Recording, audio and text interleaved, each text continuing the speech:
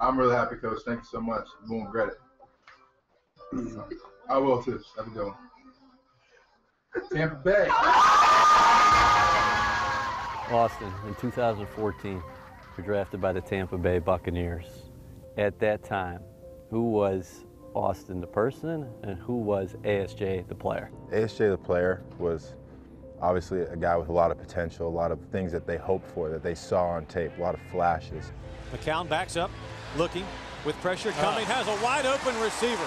It is caught Seferian-Jenkins midfield, rumbling out of the grasp of a Panther tackler. As a person, I would almost say reckless. I didn't appreciate the day-to-day grind. I didn't appreciate just being in the present moments. You know, I felt like things were given to me.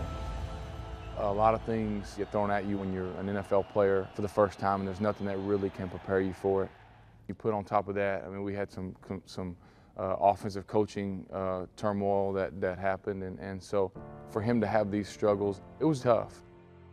It was a real dark place for me. I didn't feel like I had a lot of support.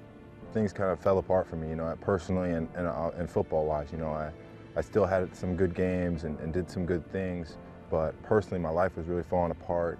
I wasn't happy, and I just had a lot of issues that I needed to sort out, and it led me to a lot of negative things. He's an NFL player, but I smell alcohol. He plays for the Bucs. But I smell alcohol. Let me see. On September 23, 2016, the struggles of Austin Seferian-Jenkins came to a head as he was arrested for driving under the influence and waived by the Buccaneers later that day. When you're a high draft pick, you just think, oh, it's never going to be me, it's never going to be me. But I was given an opportunity, and I didn't cherish it, and I didn't respect it. I remember just like kind of like praying just every night after I had got released just for God to give me like another chance and just go somewhere that would help me, you know, like not just as football, you know, but as a person. His prayers were answered just 3 days later when the New York Jets claimed him off waivers. The Jets basically told him, clean slate here, come in, act the right way, and do your job, and you have a place on this team, Marty. Well, and you need a tight end. The Jets know that they need a tight end. Maybe he's the answer. Back to throw Fitzpatrick. Looks right, throws an outright. Austin Seferian-Jenkins makes the catch. His first as a Jet. That's what Sunday's supposed to feel like. But even a change of scenery couldn't make Austin's problems disappear. Did you know that this was the right place? Because you said recently that after a game in New England last winter, that you didn't know if you were ever going to play again. Yeah. I was just trying to get through, you know, because like just life was just so difficult at that time. I always have been good at just kind of getting in and getting with the flow of things, but as a person I was really struggling. So, you know, like last year after that game, I really thought I was done playing football. You know, I really felt like, you know, this is it, and I'm just going to try and focus on being a happy person.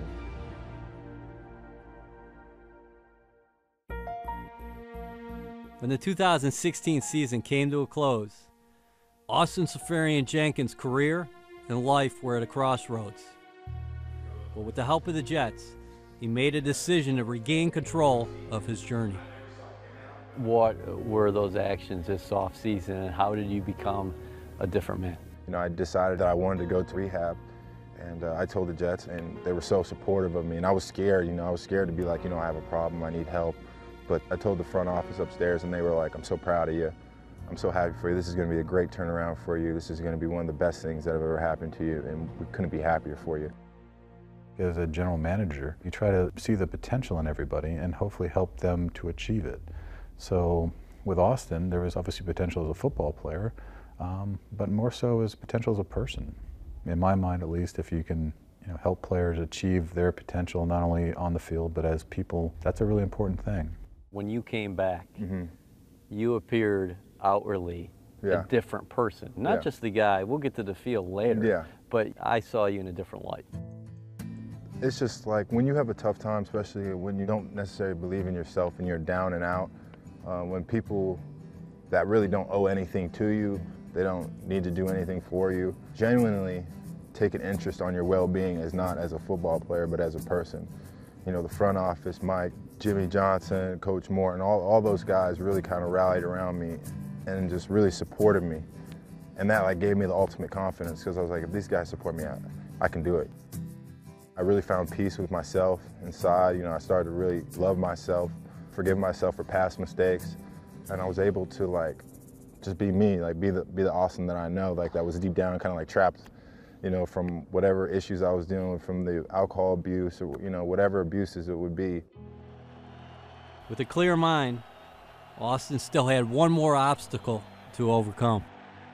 He was about 280 when we got him from Tampa Bay. You know, I said, it's like you dragging a wagon behind you. And I said, you need to lose about 25 pounds to be the player you want to be, you know, and that you can be.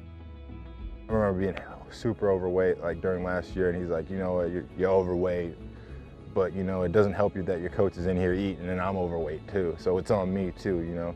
And I remember like the last game of the season, he was like, man, I'm gonna start losing weight, let's do this together. I was motivated just by him sending me the pictures of his transformation. I didn't send him any pictures of me, I just said, hey, I've lost 10, I've lost 15, I've lost 20, but I actually saw pictures of him working out and seeing the weight just melt away. We showed back up here in OTAs and it was like meeting two different people, you know. He had lost 50, 60 pounds, I had lost 30. It was really cool, you know, and to have someone taking that responsibility with you, it made me feel really good.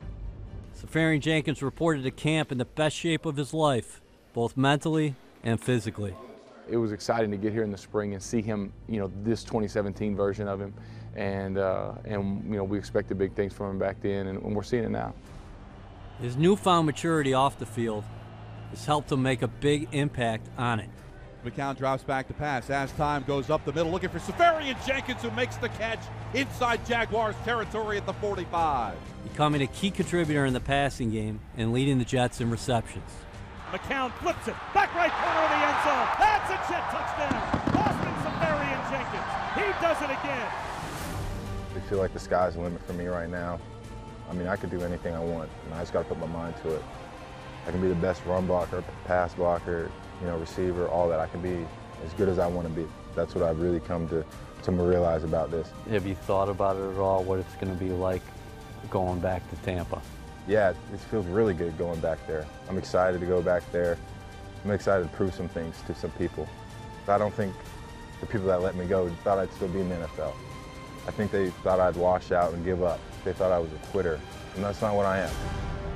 I've been thinking about it for a long time, and I can't wait to get there.